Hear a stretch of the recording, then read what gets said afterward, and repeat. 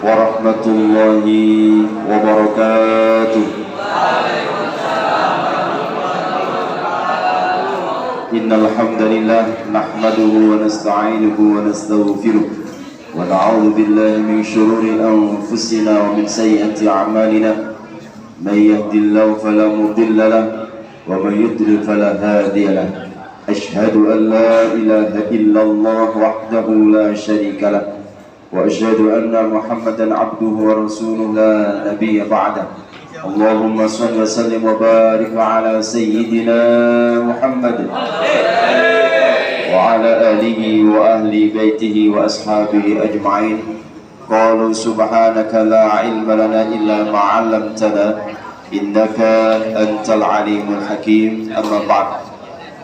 Hadratil muhtaramin, para alim, para ulama, segenap Bapak Ibu guru SMA Maryam dan semua siswa-siswi SMA Maryam kelas 10, 11, 12 yang dirahmati, disayangi, dicintai oleh Allah Subhanahu wa taala. Amin ya rabbal alamin. Alhamdulillah, di kesempatan pagi yang cerah ini, takdirnya Allah Subhanahu wa taala, kita masih diberikan kesempatan untuk ibadah, kesempatan untuk bisa melek, kesempatan bisa untuk melihat, kesempatan bisa untuk sekolah. Ini patut kita syukuri bersama, sebab banyak di antara kita yang saat ini mungkin dalam kondisi belum bisa melek, belum bisa melihat, atau mungkin yang saat ini bisa datang tapi belum tentu bisa konsentrasi. Dijak ngaji tapi pikirannya nang pasar, dijak ngaji pikirannya nang omah. Soalnya apa? Tidak konsentrasi. Makanya ngaji ini supaya nanti bernilai manfaat, bernilai barokah. Ayo kalau ngaji yang konsentrasi, jangan ngomong di paham itu? Mari kita awali dengan baca doa thalabul ilmi.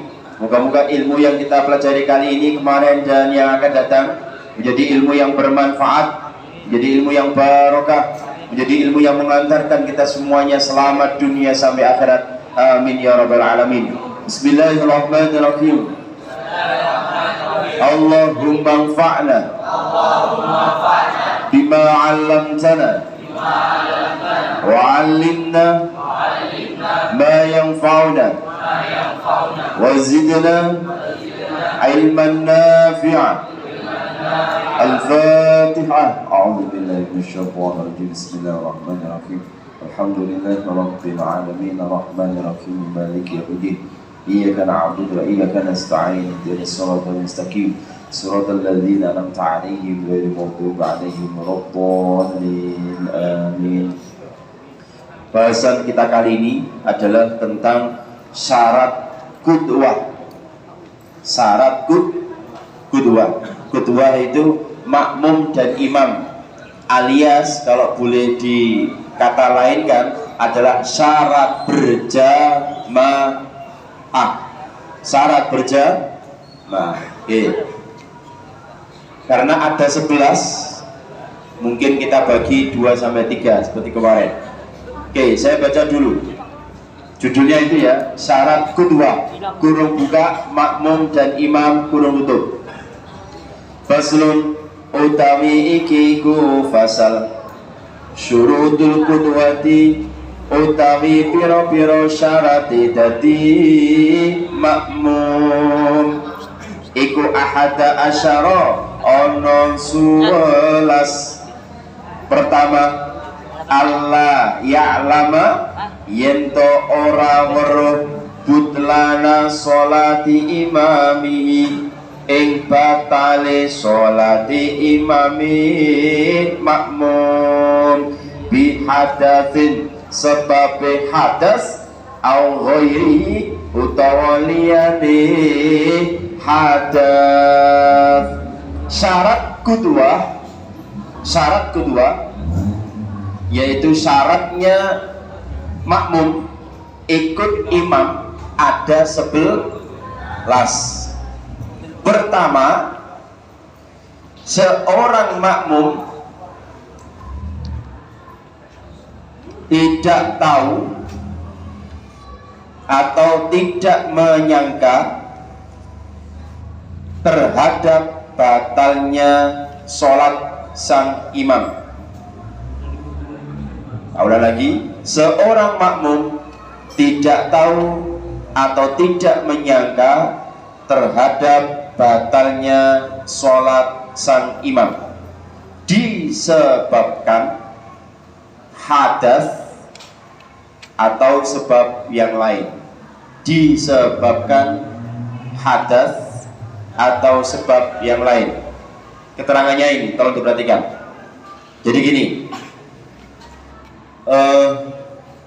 tidak sah sholatnya seorang makmum ya, yang menyangka batal sholatnya sang imam. Loh, maksud bagaimana Pak? Nah ini, makanya tolong diperhatikan. Makmum yang bermadzhab Imam Syafi'i bermakmum pada imam yang bermadzhab Imam Hanafi. Ini menurut kitab Safinatun Najah, maka sholatnya tidak sah. Dalam artian bagaimana Pak? Dalam kajian tertentu. Contoh, kalau Imam Hanafi yang tidak menganggap batal sholat seseorang yang memegang farji atau alat kelamin. Jadi gini, kalau Imam Syafi'i itu menyampaikan tangan ini sama tangan ini itu beda. Jadi kalau menyentuh alat kemaluan pakai tangan ini, apa namanya ini? Dalamnya, dalam tangan. Kalau ini kan luar tangan atau punggung tangan, maka pakai ini menurut Imam Syafi'i itu batal. Tapi kalau Imam Hanafi pakai ini tidak batal. Nah, kalau Imam Syafi'i bagaimana supaya tidak batal? Maka ngukurnya pakai ini. Kenapa? Sebab kulit ini sama kulit alat kelamin itu sama. Nah, Imam Hanafi jenenge kulit ya podo wae. Baik itu. Jika mengikuti Imam Syafi'i, sementara imamnya adalah Imam Hanafi yang memang kita tahu batalnya itu seperti itu, dan memang dia adalah kita tahu tadi sempat menyentuh seumpama kukur kan dilebor ngene sarunge seumpama to celonone madhepe ngerti seumpama, maka kita tahu oh itu berarti ikut Hanafi, maka jadi makmumnya orang itu menurut Imam Syafi'i atau kajian Safinatun Najah ini sholatnya menjadi batal karena Imam Syafi'i nyentuh alat kemaluan itu batal. Paham itu? Oke. Contoh lagi yang kedua, makmum yang bermadzhab Imam Syafi'i meyakini bahwa Bismillah adalah wajib ketika baca suratul Fatihah. Maka kalau imamnya Imam Syafi'i mesti Bismillah dikeraskan. Bismillahirrahmanirrahim. Alhamdulillahirabbil alamin. Arrahmanirrahim. Dan seterusnya sampai ghairil maghdubi alaihim waladdallin. Oke, kalau Imam Hanafi tidak. Imam Hanafi Bismillahirrahmanirrahim tetap dibaca, tapi pelan, sebab Imam Hanafi mengakui Bismillah adalah sunnah. Kalau Imam Syafi'i adalah wajib. Sama-sama 7 ayatnya. Ya, cuma beda cara memenggalnya saja. Nah, sehingga Imam Hanafi kalau baca surat, mohon maaf, ketika baca Fatihah, jika memang itu adalah pengikutnya Imam Hanafi, biasanya Bismillah dibaca tapi pelan. Bukan dibaca tapi pelan. Bismillahirrahmanirrahim. Alhamdulillahirabbil alamin. Arrahmanirrahim. Itu. Nanti ketika bolin amin baca surat yang lainnya juga baca Bismillah tapi Bismillahirrahmanirrahim. Alam tara kaifa fa'ala rabbuka bi ashabil fil. Jadi dibaca tapi pelan. Ini harus tahu. Makanya kajian seperti ini sangat amat penting sekali dalam kita memahami kitab. Lupa seumpama kejadian seperti itu, bagaimana kita? Maka memang ini tak kembangkan ya tak kembangkan kajiannya. Jika memang imamnya Imam Hanafi, ya dalam kajian berjamaah Imam Hanafi, maka boleh pindah mazhab. Pindah mazhab, tahu ya? Pindah mazhab, wis melok Hanafi. Sebab apa? NU itu mazhabnya ada 4. Imam Syafi'i, Imam Hambali, Imam Hanafi, dan Imam Maliki. Bukan Imam Samudra. Jadi 4 itu boleh pindah mazhab. Nah, secara Syafi'iyah pindah mazhab itu bagaimana? Pindah mazhab itu kalau secara Syafi'iyah tidak baik. Jenenge wong melok iku aja mencre, gak duwe etika. Wis ngono-ngono terus ae. Tuh. Imam Hanafi memiliki pendapat pindah mazhab itu tidak apa-apa, bahkan dia punya wawasan tentang mazhab lebih banyak. Berarti cerdas. Sing diwaca bukune oke. Paham itu? Understand? Saya sampaikan seperti ini supaya jadi orang tidak mudah menyalahkan orang lain. Oh, Bapak No semelok Hanafi, berarti jadi ini Pak Ulum oleh pindah mazhab, langsung pindah mazhab melok Hanafi. Sebab apa? NU juga mazhabnya Imam Hanafi. Jadi nak urip iku gak aku gak iso kudu pokoknya aku sholat nggone NU. Ngono kan? Yang itu adalah Imam Syafi'i. Katik selain NU, no. Wah, iki kaku. Orang yang seperti itu kaku. Nek kaku, gak kena deluk. Gak iso lemes. Akhirnya dia kangelan oke, Anda saya? Paham ya terkait dengan yang pertama. Jadi kalau memang Syafi'i betulan itu tidak boleh. Harus imamnya adalah podo-podo Syafi'i. Oke. Number 2. Ya, number 2.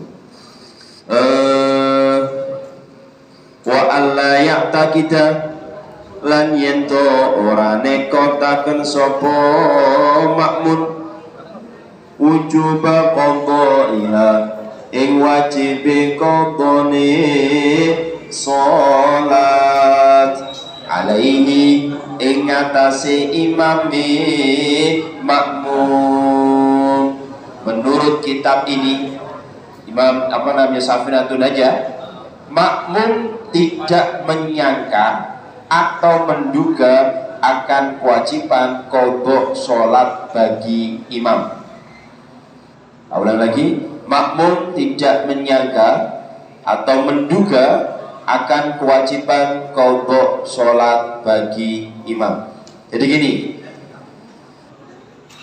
imam itu adalah karena terkena qadhanya sholat, mungkin sholat zuhur, karena tadi ada sesuatu hal terkait dengan sholatnya. Contoh, dia habis tayamum. Nah, ternyata habis tayamum menjumpai adanya air, maka dia harus mengulangi sholat menurut Imam Syafi'i. Nah, kita tahu orang ini adalah qadha sholat, ya, qadha sholat dalam kejadian tertentu. Maka yang makmum yang seperti ini, maka sholatnya adalah tidak boleh ikut yang qadha menurut ini, kitab ini. Jadi paham sampai sini ya? Jadi kalau imamnya adalah qadha sholat, maka kita harus mencari imam yang tidak qadha sholat. Imamnya sholat sunnah, kita tidak boleh makmum jadi sholat sunnah. Harus cari imam yang sepadan, podo wajibe, podo dhuwure, podo asare. Nah itu, nah ini pandangan kita pilih. Ada pendapat yang lainnya yang perlu dipahami. Jika orang itu pengen berjamaah, ada yang memperbolehkan. Senajan orangnya itu sholat qadha, senajan orang itu sholat sunnah, tapi karena pengen dia mendapatkan jamaahnya, maka ada yang memperbolehkan berjamaah dengan orang yang beda jalur, ya, sunnah atau wajib. Tapi kalau ini lebih aman, ya, Kalau kita musafiratun aja ini lebih aman, kudu podo sholati. Jadi ini sholat maghrib ya pas maghrib, isya ya pas isya. Kalau duhur ya duhuri, asar dan asari. Tapi pendapat yang lainnya memperbolehkan jika ingin dia daripada sholat dewi, maka dilihat di situ ada orang sholat. Pokoknya dia pengen ganti berjamaah orang itu. Kalau orang itu sholat sunnah ya tidak apa-apa, sholat wajib ya tidak apa-apa. Baik itu tidak bingung. Oke.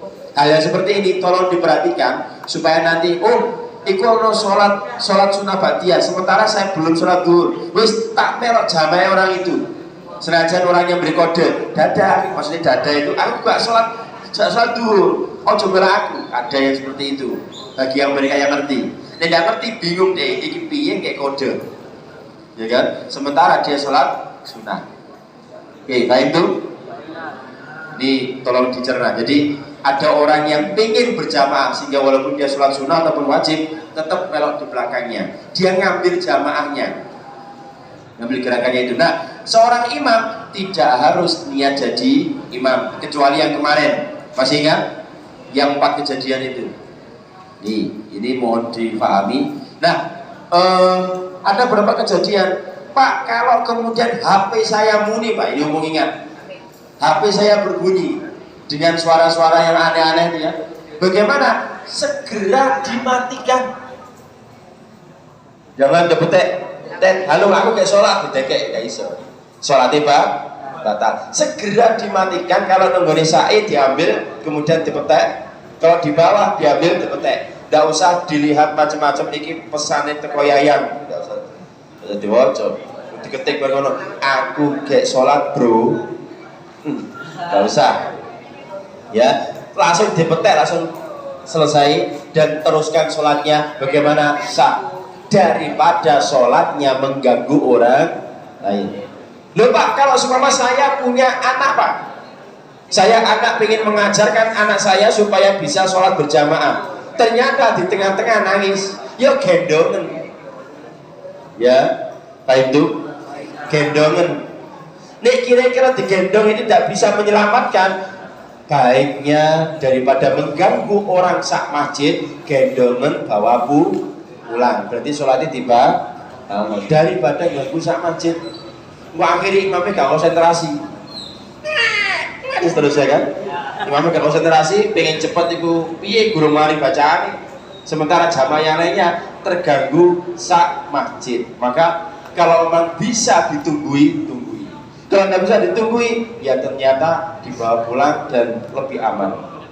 Makanya ibadahnya seorang perempuan itu nemong anak, ngeramut anak itu hampir mirip dengan jamaah di masjid. Jika punya niatan, ya Allah, saya saat ini jadi pengen jamaah, berhubung saya punya anak ya Rob, daripada nanti ganggu di masjid, saya tak mau nge. Begitu juga kalian mungkin punya adik, sementara ibu lagi ada kerjaan di luar. Ini kalau tak jak nok masjid ngerameni, wis di rumah aja. Tapi niatnya nang ati, ya Allah saya pengen sholat berjamaah, cek oleh ganjaran berjamaah. Sebab apa? Niatnya orang mukmin itu menjadi ibadahnya orang mukmin. Ini ngono berarti enak Pak, niat tok ya. Tapi ketika dilaksanakan ada poin. Ya Allah, nanti malam saya pengen tahajud, ditulis langsung ganjaran tahajud. Ya Allah, nanti saya pengen sholat duha, ditulis sholat duha pahala. Tapi kok tidak dikerjakan, ya tidak apa-apa, tetap ditulis pahala. Kok dikerjakan, pahalanya 2, dikerjakan dan niatnya itu. Hebat kan? Tapi kalau maksiat tidak. Ya Allah, pengen pacaran seumpama dan jangan. Kok tidak dilaksanakan, maka tidak ditulis sebagai dosa. Nek dilaksanakan baru ditulis dengan dosa. Terus ditunggu sama Gusti Allah kira-kira 3 jam. Nek dijaluk sepuro nang Gusti Allah, maka tulisan tadi dihapus sama Gusti Allah. Kalau lebih daripada 3 jam ditulis telah melaksanakan maksiat. Nah itu. Yang ketiga, wa alla yakuna lan yen to ora ana sapa imam iku makmuman dadi makmum. Yang ketiga, seorang yang bermakmum tidak dalam kapasitas menjadi makmum orang lain. Tak ulangi. Seseorang yang bermakmum tidak dalam kapasitas menjadi makmum orang lain. Ya, contoh, saya, Pak Aris, dan Pak Mustaqim. Jadi saya jadi imam, Pak Aris jadi makmum saya. Sementara Pak Mustaqim jadi makmumnya Pak Aris, maka tidak boleh. Ya, tidak boleh. Kenapa? Posisinya saya jadi imam, makmum saya adalah Pak Aris. Ya, Pak Aris dan itu masih jadi makmum saya. Maka tidak boleh Pak Mustaqim makmumnya kepada Pak Aris, kecuali setelah saya selesai, sementara Pak Aris masih meneruskan perjuangan sholat. Karena saya sudah selesai jadi imam, berarti sudah selesai jamaah dengan saya, Pak Mustaqim baru datang. Sementara Pak Aris itu tadi jadi makmum masbuk yang ketinggalan 1 atau 2 rakaat, sehingga beliau meneruskan lagi, maka Pak Mustaqim boleh ikut jamaahnya dengan Pak Aris. Paham itu? Bagaimana caranya, Pak?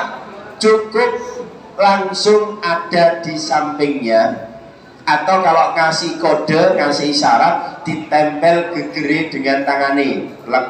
Ojo banter-banter, gubat to, buwo dege kancane. Makmum imamnya ngene-ngene saudara, sholat sampai mulet-mulet, nggak usah, cukup dijemok, ditempel tangane, atau nggak harus tempel. Pokoknya ada di belakang imam sebelah kanan, kemudian kasih kode, usolli fardhu dhuhri rakaataini makmuman netara Allahu akbar. Sehingga Arab harus ngerti, oh berarti dia makmum sama saya. Nah itu tidak harus ditutup, tidak harus ditempel. Ditempel itu hanya ngasih syarat bahwa saya pengen jadi makmum sama kamu. Kalau tidak, terus pokoknya nanggone mepet, nanggone sebelah kanan, itu juga jadi makmum. Atau gelar saja, dah otomatis di belakangnya imam. Atau yang perempuan bagaimana?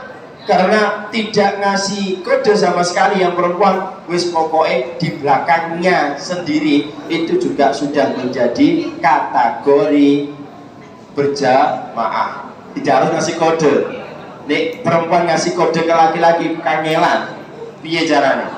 Dikasih kode pelek, jadi ini makmumi, kok tangannya halus, kok tangannya kalem, berarti arek betul, sudah konsentrasi nih imam bu ya. Kemarin masih ingat saya sampaikan, haram hukumnya sholat berjamaah hanya perempuan dan laki-laki yang bukan apa-apa nih. Kalau pacari haram, lu HP sholat dewi. Kenapa? Tidak mungkin berjamaahnya khusyuk, mesti mikirin macem. Oke, Pak itu? Ya, termasuk dengan orang lain tidak boleh. Laki perempuan dengan orang lain tidak boleh, kecuali masih saudara, famili, suami, istri, itu silakan. Bule, pale, budini dan seterusnya, asalkan masih famili, keluarga, silakan. Tapi kalau orang lain, intensitas jamaahnya biasanya tidak khusyuk. Wallahu a'lam bishawab. Al-Fatihah. Alhamdulillahi rabbil alamin arrahmanir rahim maliki yaumiddin iyyaka na'budu wa iyyaka nasta'in ihdinas siratal mustaqim siratal ladzina an'amta 'alaihim ghairil maghdubi 'alaihim waladdallin amin. Mari kita bersama-sama baca doa kafaratul majelis. Moga-moga dosa-dosa kita diampuni oleh Allah Subhanahu wa taala. Amin ya rabbal alamin. Subhanakallahumma wa bihamdika asyhadu an la ilaha illa anta astaghfiruka wa atubu ilaik. Wal 'afwu minkum. Wallahu muwaffiq ila aqwamit thariq. Assalamualaikum warahmatullahi wabarakatuh. Alhamdulillah.